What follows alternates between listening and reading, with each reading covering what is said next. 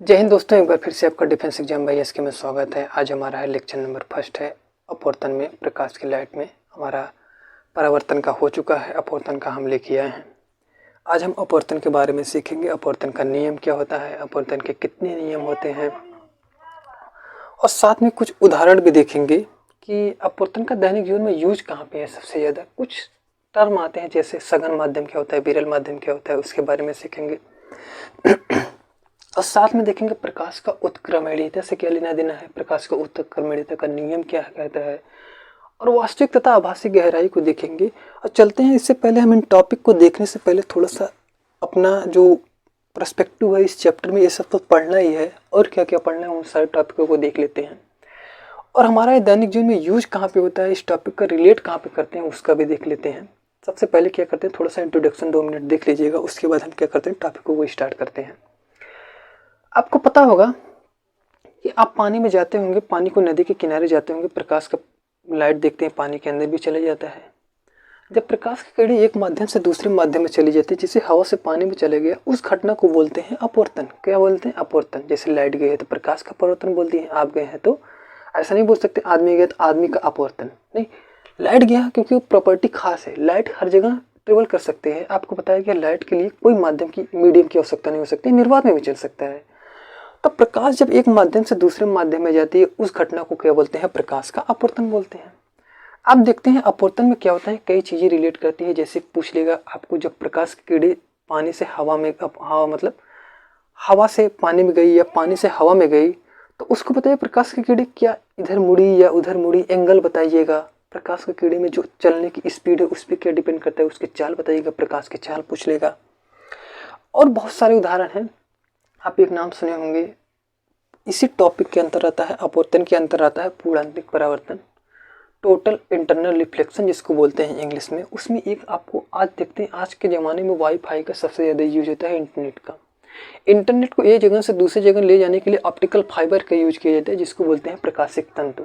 प्रकाशिक तंतु के बारे में जो पढ़ेंगे इसी चैप्टर में पढ़ेंगे।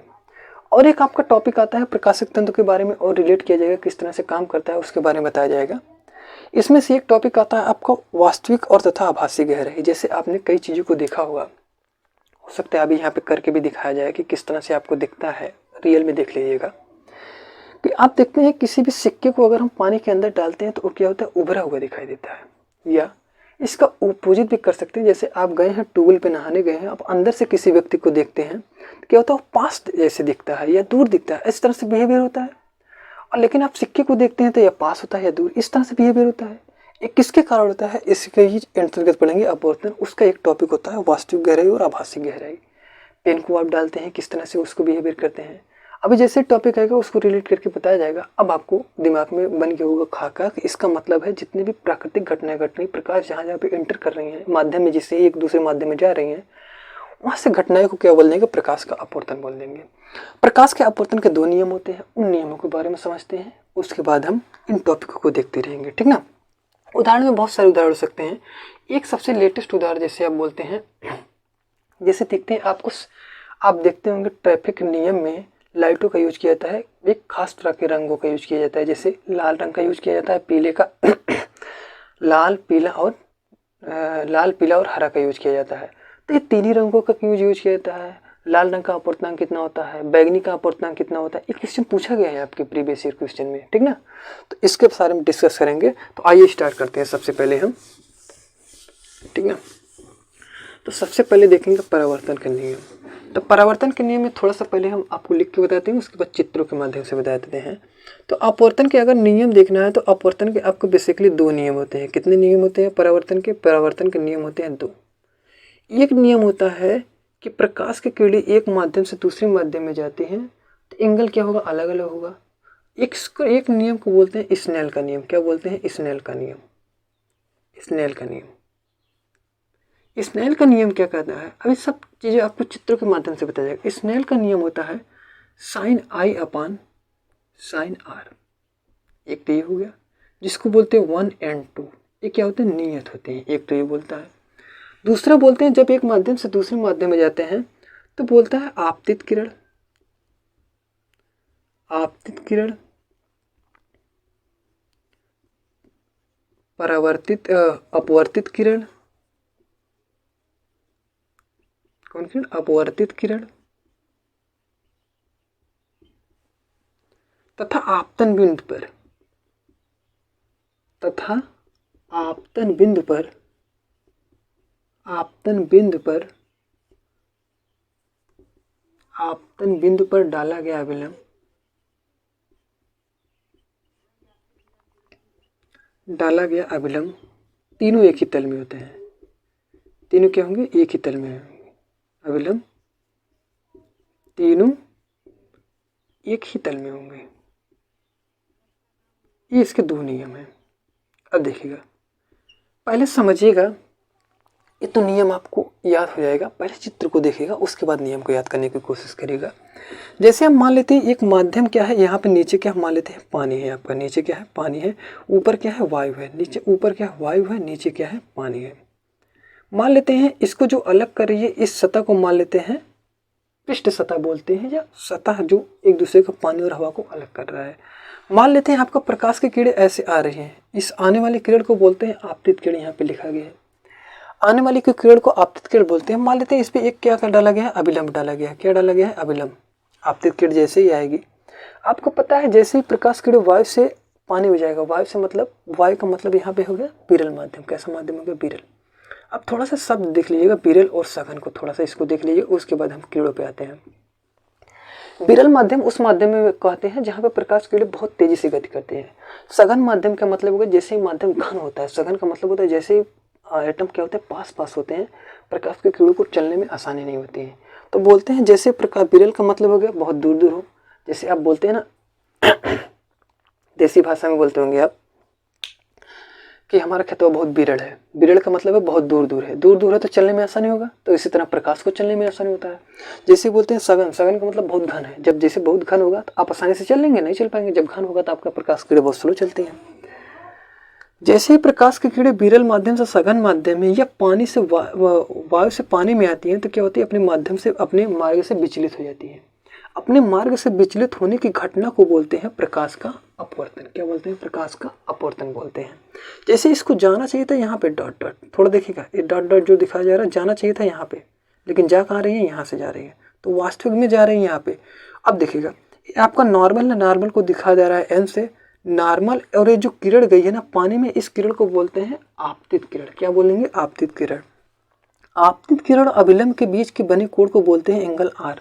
क्या बोलते हैं? Angle R. दूसरा देखिएगा, जो एक किरण हो गई अपवर्तित किरण तथा नॉर्मल के बीच में बने कोण को आर बोलते हैं। आपतित किरण तथा अभिलंब के बीच बने कोण को क्या बोलते हैं? आई। ये दोनों कभी बराबर नहीं हो सकते, याद रखिएगा। ये बराबर होंगे, कौन से नियम होंगे? परावर्तन में बराबर सकते हैं, अपवर्तन में नहीं बराबर होते हैं। वो नियम वहाँ पे एक बराबर होने का। इसको एक माध्यम से जैसे ही दूसरे माध्यम में जाएगा, अपने मार्ग क्या हो जाता है? विचलित हो जाता है। इस घटना को क्या बोलते हैं? अपवर्तन बोलते हैं। और अपवर्तित किरण तथा अभिलंब के बीच के कोण को क्या बोलते हैं? आर। आपतित किरण तथा अभिलंब के बीच के कोण को क्या बोलते हैं? आई। ठीक, समझ में आ गया? अब नोट कर लीजिएगा। दूसरा एक इसका चित्र और बन सकता है। जैसे मान लेते हैं, कोई जरूरी नहीं है कि हमेशा विरल माध्यम से सघन माध्यम में जाए। अब एक माध्यम ऐसा मान लेते हैं जिसको मान लेते हैं ये नॉर्मल क्या अलग कर रहा है। ये मान लेते हैं पहला माध्यम क्या है? सघन है। सघन के रूप में मान लेते हैं यहाँ पे हम क्या? पानी ले लिए हैं। और दूसरा माध्यम मान लेते हैं वायु। वायु क्या हमारा? विरल है, तो इसको मान लेते हैं विरल। अब देखिएगा, जैसे प्रकाश की किरणें मान लेते हैं यहाँ से आई, इंटर की। अब अभिलंब और आपतित किरण के बीच के एंगल को क्या बोलते हैं? आई। ये तो बोलते हैं आपतित किरण नॉर्मल के बीच के एंगल को क्या बोलते हैं? आई। जैसे प्रकाश किरणें आपतित किरण सघन से विरल में जाएंगे, अभिलंब से दूर जाएंगे या अभिलंब के पास आएंगे। इसको अभिलंब का मतलब देख रहे हैं, अभिलंब के पास आ रही है कि दूर जा रही है? तो इसमें देख रहे हैं अभिलंब के पास आ रही है। इसमें क्या रहा है? पास आ रही हैं। और देख रहे हैं जैसे ही इसका उल्टा प्रॉपर्टी होगा, मतलब जैसे ही सघन से विरल में जाएगा, अभिलंब से क्या हो जाएगा? दूर हो जाएगा। जैसे आपको कोई बांध के रखा हो और आप फ्री होंगे तो तुरंत भागना शुरू कर देंगे। जैसे ही प्रकाश की गुड़ी यहाँ पे कोई बांध के रखा, मतलब यहाँ से पानी से टकराएंगे और जैसे ही वह पाएंगे बहुत तेजी से निकल जाएंगे। तो मतलब अभिलंब से दूर, ये एंगल मान लेते हैं। इसके बीच में, नॉर्मल के बीच में एंगल क्या है? आर है। अब देखिएगा, थोड़ा सा ध्यान दीजिएगा।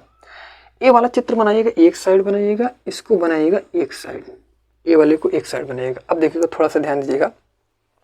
इसके बीच में अगर पूछ लेगा एंगल किसका बड़ा होता है, तो एंगल बड़ा दिखाने के लिए आर ग्रेटर देन हमेशा होता है आई। ये नंबर 1 याद रख लिएगा। इस वाले चित्र से अगर देखना हो तो आई ग्रेटर देन आर होता है। आई ग्रेटर देन क्या होता है, आर होता है। तो इसको इंपॉर्टेंट याद रखिएगा। जब प्रकाश की किरणों को विरल माध्यम से सघन माध्यम में जाते हैं तो अभिलंब की ओर झुकती है। जब प्रकाश की किरणों सघन माध्यम से विरल माध्यम में जाता है तो अभिलंब से दूर, एन से दूर, ठीक ना। तो एन से दूर में जब जाएंगे तो आर का मान क्या हो जाएगा, बड़ा हो जाएगा, आई का मान क्या हो जाएगा, छोटा हो जाएगा। जब पास आएंगे तो आर का मान छोटा हो जाएगा, आई का मान क्या हो जाएगा, बड़ा हो जाएगा, ठीक ना। ये हो गया प्रकाश के अपवर्तन का नियम हो गया, दोनों हो गया। स्नेल का नियम बोलता है, स्नेल का नियम देख लीजिएगा। ये तो नियम समझ में होगा, आपतित किरण तथा अपवर्तित किरण तथा ये जो बिंदु है ना, ये जो पॉइंट है इसको बोलते हैं आपतन बिंदु। ये भी ध्यान दीजिएगा, इस बिंदु को क्या बोलते हैं, आपतन बिंदु। ये तो आपको समझ में आएगा, ये वाला आपको समझ में आएगा। आपतन में तीनों एक ही तल में है। देख रहे, ऐसा नहीं हो सकता कि आपतित किरण यहाँ आए, आपतन बिंदु यहाँ हो और अपवर्तित यहाँ हो, इस तरह से हो सकता है नहीं। तीनों देख रहे, आपतित किरण भी आ रही है, अपवर्तित भी हो रहा है, अभिलंब जो डाला गया, तीनों क्या है, एक ही तल में होते हैं। इसको बोलते हैं एक ही तल में होते हैं। इसको बोलते हैं समीकरण 1, समीकरण 1 नहीं सॉरी, इसको बोलते हैं नियम 1 बोलते हैं। नियम 2 बोलते हैं साइन आर, इसको बोलते हैं आपतन कोण की जा, मतलब इसके लिए ले या इसके लिए ले। आपतन कोण की जा साइन आई, आपतन कोण की जा तथा अपवर्तित कोण की जा, आपतित कोण की जा या आपतन कोण की जा तथा अपवर्तित कोण की जा के अनुपात क्या होता है, नियत होते हैं। इसको बोलते हैं स्नेल का नियम होते हैं। साइन आई अपान आर क्या होता है, 1/2 होता है। इसको इस तरह से लिखा जाता है या इसी को लिखा जाता है 1/2, इस तरह से नीचे करके लिख दिया जाता है। तो लिखने का तरीका है, इसी को अपवर्तनांक को कहीं कहीं पे इस तरह से भी दिखाया जाता है, 1/2 इस तरह से भी दिखाया जाता है। तो हर बुक के लिए अलग अलग है, ठीक है। तो स्नेल का नियम एक हो गया आपतित किरण तथा अपवर्तित किरण तथा अभिलंब पर आपतन बिंदु पर डाला गया अभिलंब, तीनों के होंगे एक ही तल में होंगे। आपको नियम समझ में होगा। सघन माध्यम विरल माध्यम समझ में आ गया होगा। जब विरल माध्यम से सघन माध्यम में जाते हैं तो अभिलंब से क्या होते हैं, क्या होंगे, दूर होंगे, पास होंगे। जब विरल से सघन में जाएंगे अभिलंब के पास आएंगे, और जब सघन से विरल में जाएंगे अभिलंब से दूर जाएंगे। ये नियम याद रखेगा। आगे चलते हैं, देखते हैं। अब एक देख लेते हैं थोड़ा सा हम, उत्क्रमणिता का सिद्धांत क्या कहता है। और उत्क्रमणिता का सिद्धांत को इंपॉर्टेंट कर लीजिए क्योंकि यहाँ से क्वेश्चन पूछा गया है, ठीक ना। और एक चीज याद रखिएगा, ये जो आपका लाइट वाला चैप्टर है ना, इससे एक बेनिफिट ही होता है, आपके जो डायमेंशन चलता है ना, वो केवल चलता है इलेक्ट्रो वाले में। और क्या चलता है, केवल वैद्युत जब भी चलेगा, जितने भी आवेश चलेगा, चार्ज चलेगा, उस सब में चलेगा बीमा और डायमेंशन। इसमें क्या होता है, बीमा और डायमेंशन को थोड़ा सा निगलेक्ट किया जाए, इसमें पूछा ही नहीं जाता, होता ही नहीं इसका। अब देखिएगा उत्क्रमणिता में क्या कहता है, मान लेते हैं एक माध्यम ये है, जैसे मान लेते हैं प्रकाश, ये मान लेते हैं आपका माध्यम क्या है, विरल, इसको मान लेते हैं N1, इसको मान लेते हैं N2, एक क्या मान लेते हैं सघन। जैसे मान लेते हैं, जैसे प्रकाश की किरणें सघन विरल माध्यम से सघन माध्यम गई तो क्या होगा, अभिलंब से दूर जाएगा, अभिलंब के पास आएगा, दूर नहीं जाएगा, पास आएगा। इसमें आई का मान बड़ा होगा, आर का मान क्या होगा, छोटा हो जाएगा। मान लेते हैं इसी का दूसरा नियम कर लेते हैं, मान लेते हैं प्रकाश की किरणें सघन से विरल में भेज देते हैं। जैसे जब हम बोलते हैं इसको विरल से सघन में बोलते हैं तो हम बोलते हैं sine I upon sine R, यही तो बोलते हैं, साइन आर बराबर होता है 1/2। इसको मान लेंगे समीकरण 1। उत्क्रमणिता का सिद्धांत बताया जा रहा है, याद रखिएगा। दूसरा मान लेते हैं अब सघन माध्यम से विरल माध्यम में मान लेते हैं, क्या मान लेते हैं, सघन माध्यम से विरल माध्यम में मान लेते हैं। तो हमारा हो जाएगा साइन आर अपान साइन आई बराबर क्या होगा, 2n1 हो जाएगा, ये हो जाएगा। इसको मान लेंगे समीकरण 2, इसको क्या मान लेंगे, समीकरण 2। पहले माना है कि जब विरल माध्यम से सघन माध्यम में आया तो इसको समीकरण 1 माना गया है। जब हम विरल माध्यम से सघन माध्यम में जा रहे हैं तो इसको माना गया समीकरण 2 माना गया है। इन दोनों समीकरण को क्या करते हैं, गुणा कर देते हैं। क्या करते हैं, गुणा करते हैं। उसके बाद देखते हैं क्या आता है। तो इन दोनों को जब गुणा करेंगे तो इसको मान लेते हैं, यहाँ पे लिख दे रहे हैं हम, गुणा करेंगे तो हमारा हो जाएगा sine I upon sine R गुणे sine R upon sine I, ये तो हो जाएगा, बट्टे बराबर 1n2 गुणे 2n1, ये हो जाएगा। अब देखिएगा आर आर से कट गया, आई आई से कट गया, हमारा बचेगा क्या, 1। मतलब अगर हम लिखना चाहेंगे 1n2 गुणे 2n1 बराबर हमारा क्या हो जाएगा, 1। ये हमारा याद रखिएगा दो माध्यम के लिए, क्या है, दो माध्यम, जैसे माध्यमों की संख्या बढ़ती जाएगी। हाँ, 2 माध्यम के लिए 2 माध्यम रहेंगे तो हमारा क्या लगेगा, ए वाला नियम लगेगा। अब देखिएगा, इसका मतलब हो गया, इसका रूप देखते हैं, यहाँ पे लिख देते हैं एक। जैसे अगर 1n2 बराबर लिखना चाहें तो आप लिखेंगे 1/1n2 लिखना चाहें तो आप लिखेंगे 2n1, ए भी लिख सकते हैं। तो इसका रूप ए भी लिख सकते हैं, एक रूप लिख सकते हैं, एक रूप इसका ए भी लिख सकते हैं। अब देखिएगा क्वेश्चन पूछता कहाँ से है, क्वेश्चन पूछता है जब 3 माध्यम होगा तब पूछ लेगा। ये 2 पता चल गया तो के लिए हो गया, किस तरह से निकलता है उत्क्रमणिका का सिद्धांत, इसको नोट कर लीजिएगा, ठीक ना। तो नोट करिए, उसके बाद हम बताते हैं 3 माध्यम के लिए। 3 माध्यम में क्या पूछता है, 3 माध्यम में थोड़ा सा देखिएगा क्या पूछता है। मान लेते हैं आपका 3 माध्यम है, जैसे 2 के लिए पता है ना, तीसरा भी इसी तरह से निकलता है, बहुत ईजी तरीके से निकलता है। ध्यान कहाँ पे देना है उसको बता देंगे आपको। देखिएगा, जैसे मान लेते हैं आपका 3 माध्यम है, 3 माध्यम में मान लेते हैं पहले क्या वायु है, इसको मान लेते हैं माध्यम नंबर 1, इसको मान लेते हैं जल है, इसको मान लेते हैं माध्यम नंबर 2, इसको मान लेते हैं पानी जल है, इसको मान लेते हैं कांच, इसको क्या मान लेंगे कांच, इसको मान लेते हैं माध्यम नंबर 3, इसके बाद फिर वायु है तो वायु के लिए माध्यम नंबर क्या माना गया है 1। जैसे मान लेंगे माध्यम वायु का मतलब होगा 1 के सापेक्ष 2 का अपवर्तनांक, 1 के सापेक्ष जल का अपवर्तनांक, गुणे 2 के सापेक्ष मतलब जल के सापेक्ष कांच का अपवर्तनांक, जल के सापेक्ष कांच का अपवर्तनांक, तीसरा जल कांच के सापेक्ष वायु का अपवर्तनांक 3n1, इसका बराबर क्या होगा, हमेशा 1 होगा, हमेशा 1 होगा, याद रखिएगा। जैसे 1n2 गुणे 2n1 बराबर क्या निकला था 1, उसी तरह से जितने भी माध्यम बढ़ जाए 3, 4, 5 हमेशा क्या होगा 1 होगा। अब देखिएगा क्वेश्चन पूछता कहाँ से है, जब 3 माध्यम में होगा क्वेश्चन पूछेगा क्या, क्वेश्चन हमेशा ये देखिए बीच वाला देख रहे हैं पार्ट ना, यहाँ से क्वेश्चन पूछता है। पूछता क्या है, इसको थोड़ा ध्यान दीजिएगा। जैसे मानते हैं कि आप 2n3 का मान निकालिए, क्या निकालिए मान, अभी क्वेश्चन भी करा देंगे। इसका जो आंसर निकलता है 2n3 बराबर आंसर लिख लीजिएगा। ये जो पीछे वाला देख रहे हैं ना, इसको कर देंगे माध्यम 1 के सापेक्ष। माध्यम 1 का मतलब यहाँ पे क्या है वायु, तो 1n3 बट्टे 1n2, ये होएगा आपका आंसर हो जाएगा। अब देखिएगा क्वेश्चन किस तरह से देता है उसको समझिएगा, पहले आपको फार्मूला तब समझ में आएगा। जैसे मान लेते हैं आपका एक क्वेश्चन दिया है, वायु के सापेक्ष जल का अपवर्तनांक दिया है 2/3 और वायु के सापेक्ष कांच का अपवर्तनांक दिया है 4/3। कितना दिया है, वायु के सापेक्ष जल का अपवर्तनांक 2/3, वायु के सापेक्ष कांच का अपवर्तनांक 4/3। तो आपसे क्वेश्चन पूछ लिया तो जल के सापेक्ष कांच का अपवर्तनांक बताइए, तो जल के सापेक्ष कांच का अपवर्तनांक बताइए। तो करना कुछ नहीं है, WNG बराबर लिख लीजिए पहले। WNG बराबर हमने आपको बताया पीछे वाला वायु के सापेक्ष कर दीजिएगा, तो ANG हो जाएगा हमारा, ये क्या हो जाएगा ANW हो जाएगा, इसको नीचे कर देंगे। अब देखिए क्वेश्चन में ANG का मान दिया है और ANW का मान दिया है, मान पुट कर देंगे हमारा आंसर निकल जाएगा।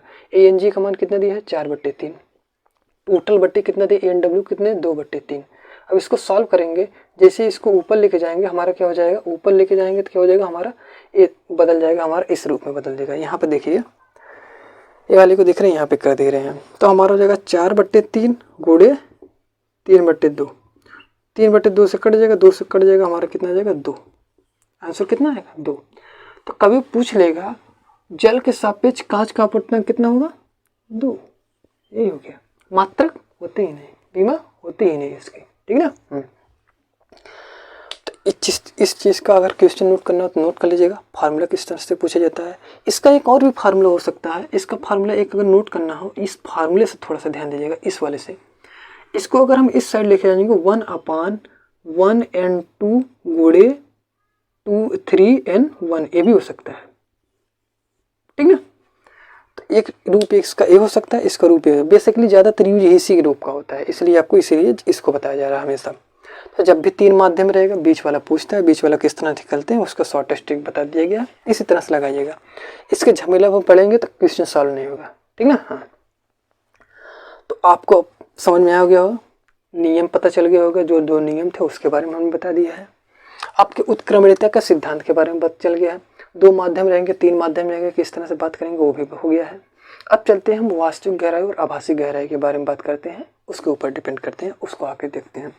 चलिए हम सबसे पहले एक काम करते हैं, उस टॉपिक को पढ़ाने से पहले हम थोड़ा सा प्रैक्टिकल करके देखते हैं किस तरह से होता क्या है, जिससे आपको फील तो हो कि हाँ वास्तव में हो रहा है कि नहीं हो रहा है, कि गुरुजी ऐसे कहाँ रहे हैं, ठीक ना, उसको देखिएगा थोड़ा सा, ठीक ना।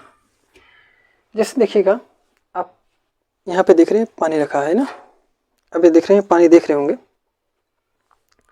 ये देख रहे हैं ना। अब देखिएगा इसके अंदर मान लेते हैं हम क्या करते हैं, ये मार्कर है हमारा, खराब हो जाएगा, ये वाला देखते हैं मार्कर। जैसे मार्कर इसके अंदर हम क्या करते हैं, डालते हैं मार्कर, जैसे जैसे डालें देख रहे हैं इसके अंदर तिरछा दिखाई देगा, आपको तिरछा दिखाई दे रहा है, किसके कारण दिखाई दे रहा है, वास्तव में क्या है नीचे है, लेकिन आपको दिख रहा है थोड़ा तिरछा, अपवर्तन के कारण, क्योंकि हर किसी माध्यम का अपवर्तन का मान क्या होता है, अलग अलग होता है।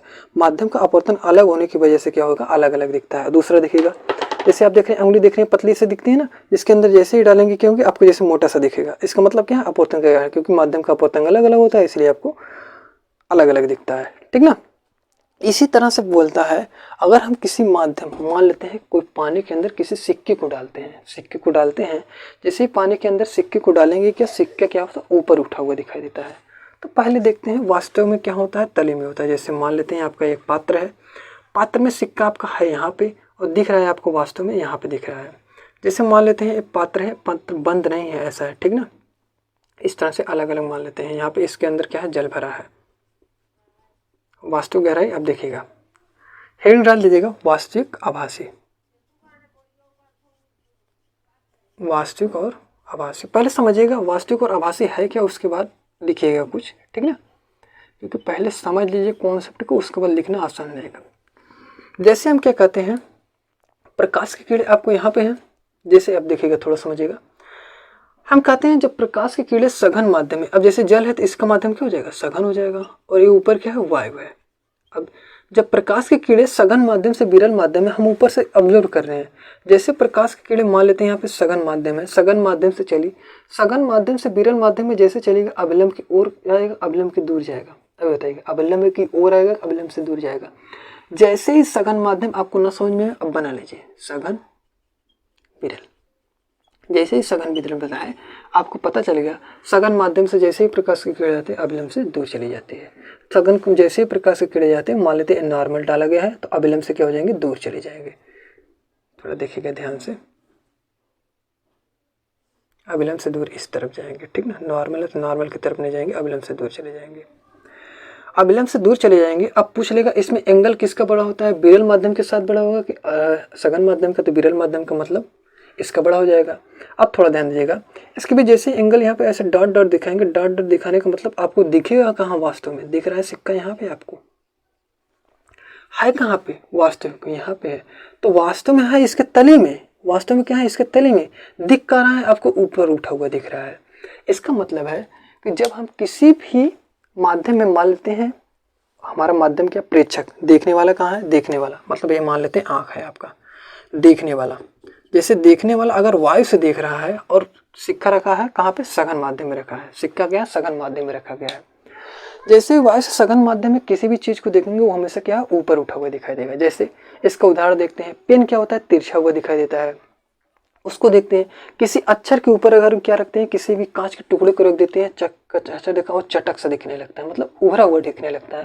बेसिकली उसका काम क्या है, उभरा हुआ दिखने का मतलब क्या है, वास्तव में क्या करता है, उठा गया, लेकिन लिखा क्या है, नीचे तो लिखा गया है, क्या करो उसका क्या कर, वास्तविक ऊंचाई से क्या करें, आभासी ऊंचाई पर लेके आए। दिखना चाहिए हमें तली में, लेकिन दिख रहा है यहाँ पे, जैसे अभी आपको करके दिखाया गया है उस तरह से दिख रहा है। तो मतलब है इसकी वास्तविक ऊंचाई ज़्यादा है, वास्तविक। इसके लिए क्या कहते हैं, फार्मूला पहले इसको समझ लिए। जब प्रेक्षक क्या होगा, प्रेक्षक मतलब देखने वाला क्या है, वायु से देख रहे, और क्या हो, वस्तु कहाँ रखा गया हो, सघन माध्यम में रखा हो, तो एक नियम हो गया, वस्तु हमेशा ऊपर उठा हुआ दिखाई देता है। इसका माध्यम तो उल्टा भी हो सकता है प्रेक्षक क्या हो, पानी के अंदर हो। जैसे मान लेते हैं एक पात्र ए है, आप यहाँ पे हो, ऐसे क्या हो, तैर रहे हो, पानी के अंदर तैर रहे हो, यहाँ पे क्या है, बबुआ कोई खड़ा है, उसको देख रहे हो आप। तो अब जैसे ही बबुआ को देखेंगे, इसका बताइएगा इसकी स्थिति का उल्टा तो बनेगा, आपको वस्तु पास दिखेगा कि वस्तु दूर दिखेगा, ये बताइएगा। ये आपको होमवर्क है, आप कमेंट करके बताइएगा। प्रेक्षक क्या है, पानी के अंदर है, और वस्तु क्या है, हवा में है।